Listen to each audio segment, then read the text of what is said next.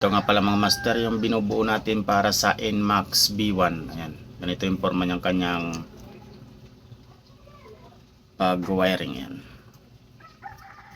Ito ang design. Para swak sa kanyang casing. Kasi mataas kasi yung casing ng NMAX B1. Ayan. YTX 7. Ayan. Manipis kasi. Kaya kailangan ng kaganto para sakto siya. Sakto siya dito. Ayan, pasok siya. Ayan. Pasok siya. Yung takip niya. Ganyan lang. Ayan. Ilalagay ko na lang sa comment section yung link ng casing natin or sa baba ng video. I-check nyo na lang dyan sa baba ng video mga master.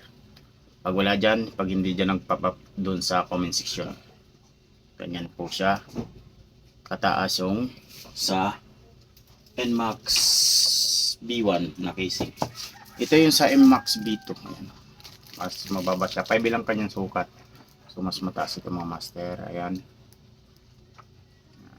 5 ito. Ito ay YTX 7L.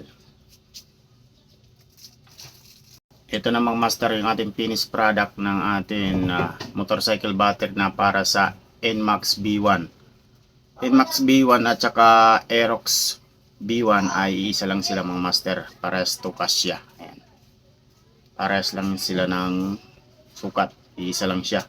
At saka sa sa Supremo na TMX kasya ito at saka sa sa YTX. Ito para sa TMX 125 na mayroon siyang voltmeter dahil ito ang order ni customer. Ayan. So pinalagyan ng voltmeter para makita niya yung percent ng battery or voltage ng battery. Ayan, napaka-astig nito mga master. 5 lang kanyang sukat, 6.5 yung kanyang capacity. Pasok ito sa mga motor na ang battery ay 5 ang sukat. Kaya kung mahina na ang battery ng motor mo, subukan mo mag-upgrade ng battery. Subukan mo Life EO4 battery. Mahina na yung battery ng motor mo, Type 4 battery lang ang katapat niyan. Subukan mo ito.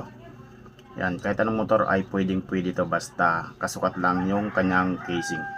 Pero mayroon din tayong mga iba-ibang klase na sukat ng casing. Depende lang sa mga motor nyo. Kaya PM lang mga master. Ito ang gusto ni customer, mayroon siyang voltmeter lang mga master para sa kanyang Euro 150 na motor.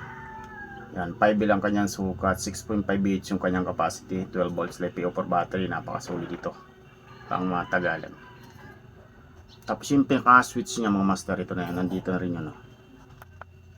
Okay, matay. Tapos pagbubuhayin yung voltmeter, pindot isa, makikita yung percent ng battery at saka voltage at sabay off.